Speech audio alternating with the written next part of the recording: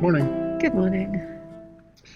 So that over there, honestly, I'm not sure if that's where the Three Holes Bridge was, but apparently that's how Three Holes got its name. There was a bridge across the river, and it's a little unclear exactly where it was, but it was created by an act of government to make a bridge that had 3 holes in it, that had 3 doors to control the flow of water. This was long before everything was widened and turned into the system of today. And apparently the town, this very small little village here, eventually just took the name of the bridge. So it was the Three Holes Bridge, became Three Holes.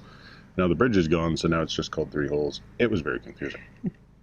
Because it didn't seem like a very, very understandable name, because everywhere you look, there's no 3 holes. But, yeah. But yeah, just below that bridge is Poppins O, which we came up yesterday. Continuing beyond that bridge for about 10 miles. No longer. I think it's 12 miles, but I think that might include a portion of this. So rough estimating from the map in Google, I think it's about 10.5 to 11 miles. South of us is the 16-foot drain, which there's a couple of lower bridges, so I need to keep an eye out for that. But there's a continuous road on most of the east-hand side, that side. So I think that's what you're going to walk down? Yeah, I'm going to walk all the way today because I'm training for my walk in Scotland. And so is George. So is George, even though he's not coming to Scotland. Yeah.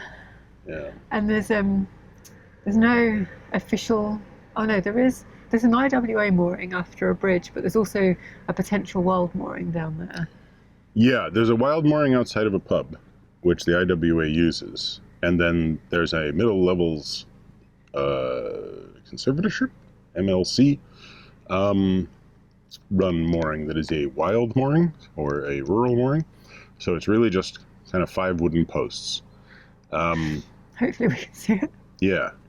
So apparently the IWA, when they come around and do their kind of tours, they tend to moor up outside the pub. Yeah. And yet there is no official mooring at the pub. There's just kind of a grounded green bank that you can get over to and tie up to. And worst case scenario, we'll get all the way to Ramsey, which is about 6 hours away, I think.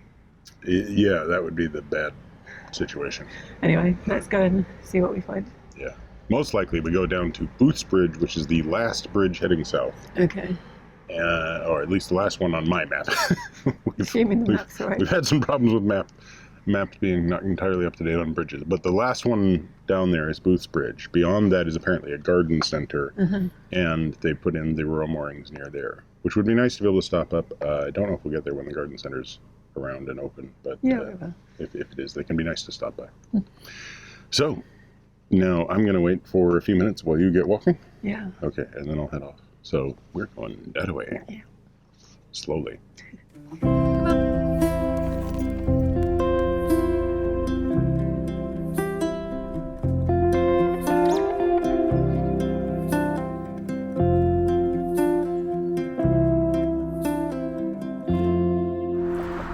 So Michael gave me about 1.5 mile head start, so I've been going about half an hour.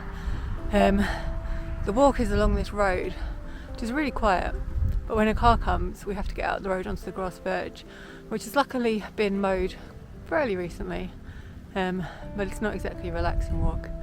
I'm not sure I'd recommend it, but we're doing it.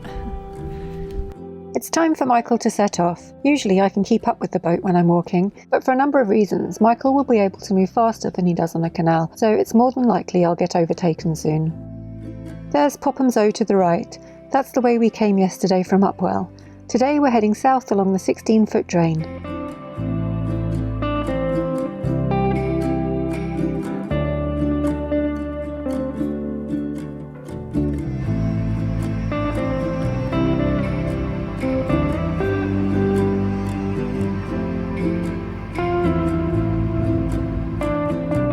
The next bridge, and it was a good job I wasn't on that side because there was lots of cows and it was all private.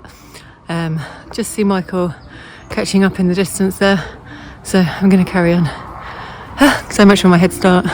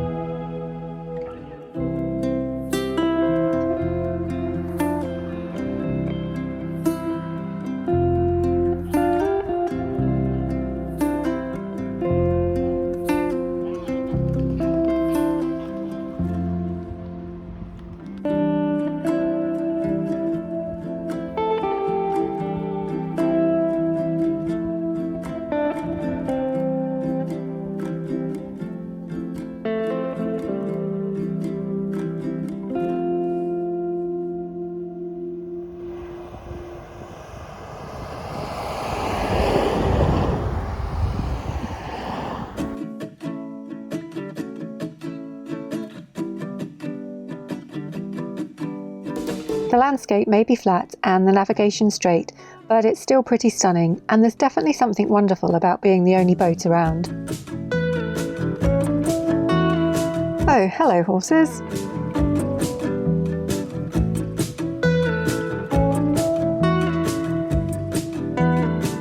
I don't think I explained very well at the beginning of the video, but the reason I'm walking is because I'm training to walk the West Highland Way, which is a 96-mile route in Scotland. Spoiler alert, I completed it last October. It was the most wonderful experience, and I'm very happy that I did so much training. I've linked the vlogs that I made of the walk below.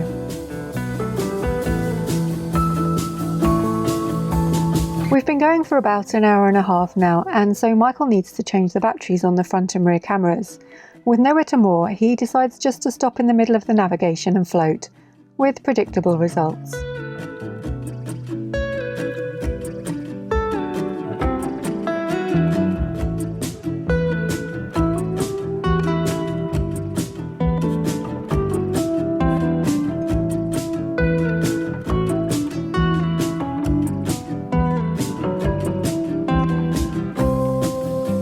Up there is the Golden Lion pub, so this must be where the IWA boats moor on their trips. In theory, you can moor anywhere along here, but in reality, there's nowhere practical for us to stop, especially because we need to get George on and off the boat to use the bathroom.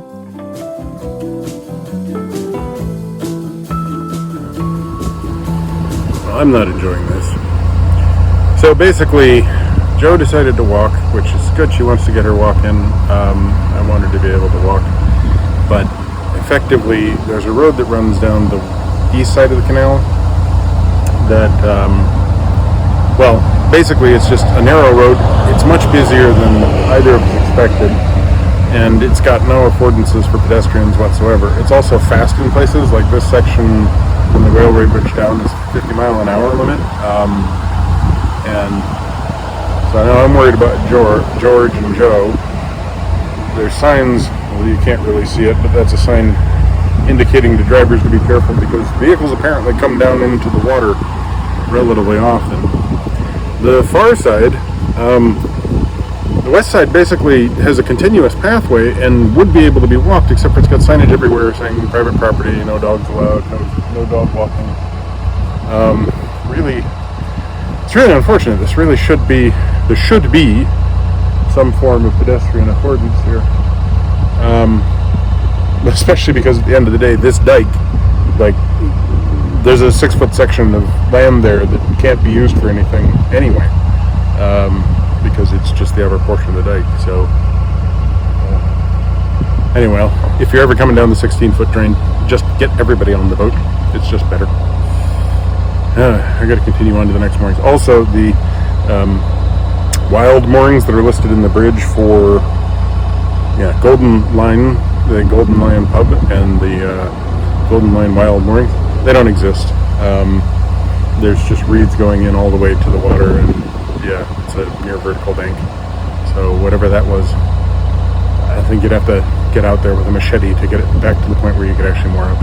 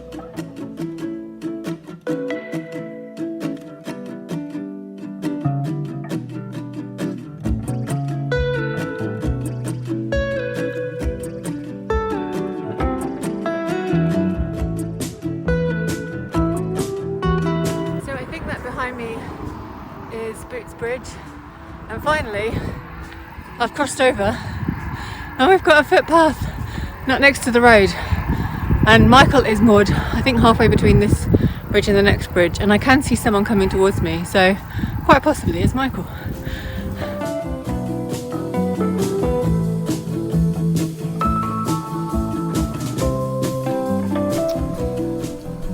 that was a day. So it's lunchtime now. It's 1 o'clock. Michael had an okay cruise, but a rubbish time mooring up, and I had a rubbish walk. Yeah, well, the cruise wasn't fun mainly because of the fact that, like, I was worried about where you were on the walk. Yeah. Because that road was a lot busier than it looked like, and from what I could see of it, which was virtually none of it, but when I could see it, it didn't have any kind of actual walking verge or anything. Well, and once I saw the speed limit go up to 50 miles an hour, I was like, oh god.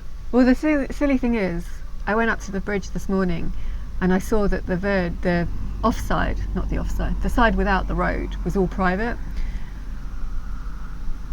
So I just came back to the boat and said, all right, but Michael was very encouraging of my walking and said, no, you should go, there's a road, it's quiet, and there's a grass verge. And there was a grass verge, but it was mowed recently, but it was really uneven, so it's very hard to walk on. So I was walking in the road, which meant that every time a car came, I had to stop and get onto the verge, which was fine, but it just meant that, like, my normal walking pace is about 19 minutes a mile, but today I think I averaged about 26 minutes a mile because I was stopping so much. Yeah. And down on the water, well, okay, I'm glad we come down the 16-foot drain. At the same time, I'm not sure that I'd deeply encourage it. It has been, you know, especially at the beginning, it was just sort of deep below, I don't know, probably about 12 feet sides of the berm going up on either edge. Sorry, loud car. So it was really just a channel between two large berms for the beginning portion. So the majority of what I saw was, you know, some confused ducks, a whole bunch of reeds, and the underside of a few bridges. Were the bridges low? Yeah, a couple of them were quite low. Not low enough to cause us any problems, but, well, one of them, bridge number 17, was the lowest, and I definitely slowed down for it because I was just like, I can't quite tell. Then I got to within maybe 50 feet, and no, I could look over the top of the boat, and yes, we're going to clear it. But if you were more than 6 inches taller than us, oh, okay, really, that's quite low. Yeah, it was really low. So, yeah. And then the only moorings down here are the Golden Line rural moorings, which aren't actually official moorings. They're just sort of, you know, where people have a stopped spot in the where past. people have stopped in the past. Well, I don't even know if the Golden Line pub is open, but No, the moorings are just, there's like at least 4 years worth of plant growth outside of them. There's no way you can get onto that. So the next section is to come down below Booth's Bridge, and you can get to the Skylark moorings, which are associated with the Skylark Garden Center. And I came on through Booth's Bridge.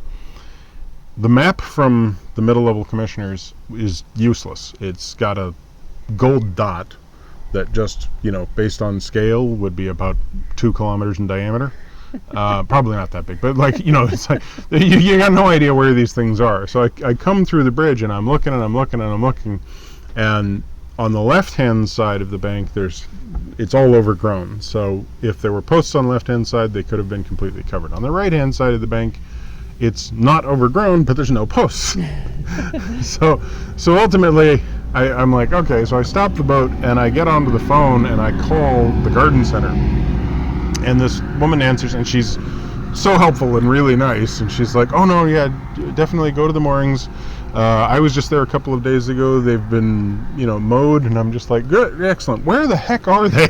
You know? And she's like, oh, well, they're just past the bridge. Okay, well, I am just past the bridge, and I see nothing.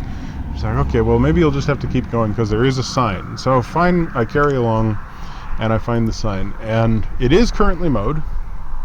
And the sign is there. I do think that people should possibly communicate with each other because the middle level commissioner's side on one side says that it's a 24-hour mooring. The Skylark mooring side on the other side says the moorings are for 48 hours. So there's some sort of discontinuous ideas there. The moorings are not moorings. They're just 5 wooden posts that have been dug into the ground, which is exactly what they describe. They do actually say 5 white wooden posts, I think is what it says on the website, but they aren't white. They're just posts. There are 5 posts. In fact, I think there might be 6. No. 1, 2, 3, 4. No, yeah, there's 5 posts. They are big, you know, 8-inch thick, serious posts. They are, however, about 3 feet to 4 feet from the edge of the water, and then the water is so shallow that you cannot get a narrow boat more than about 2 feet, 3 feet away from the side. And the bank is like that. Yeah, so like when I first came in and started reversing to get close, I went sideways as I hit it, and then as I reversed back, my prop got stuck, and the god-awful smell as I reversed to try and clear out the stuff that was around the prop was just, so much fun. And then I basically had to lasso the posts to pull myself into a position where I could get the front one on, finding out that at that point I could put the ladder down, which I had to climb down the side of the boat to get, but then once I put the ladder down to act as our gangplank, what it landed on was about a half-inch of actual, like, it sure looked like bank, but it's not, it's just plants. So it just kind of went right through it. So I eventually I jumped on, I jumped off, I had to put ropes on and off. I ended up having to do this kind of winching maneuver where I took some of our lines and attached it to the other poles so that I could pull the boat backwards. Seriously, I was taking our boat hook and using it from the shore, leaning out, holding with one hand onto the boat hook and leaning with my other arm to try and keep me so that I could get it onto the knot at the front of the boat, so I could use the hook to untie the knot so that I could pull the rope back to me. So like the fact that I'm on these moorings is a bloody miracle. Yeah, kind of mooring where you need at least 5 people to help you, not do it on your own. Or you need a small V-bottom boat. So anyway, it's a 24-hour mooring and there's very little Wi-Fi. Michael's got a class tomorrow at noon, so not ideal. We're going to try and get to Ramsey tomorrow, like leaving at dawn basically, which is okay, which will be fine, but there's also the Horseway lock. Yeah. And I wanted to walk to Welch's Dam, but I think I'm just going to have to let that go now because we don't have time, because we need the Wi-Fi for the class. Yeah, we'll see. We'll see. If there's a place where I can drop you off there and you can make the walk back to Ramsey. And then you'll just do it on your own. Yeah, maybe.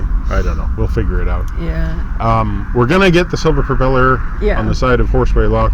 The other side is on the disconnected, it's on at least the Old Bedford. We might semi-officially disconnected Old Bedford River. Yeah. So we might just let that one go. And I'm still going to try and get over there by canoe if I can get everybody to pull that together.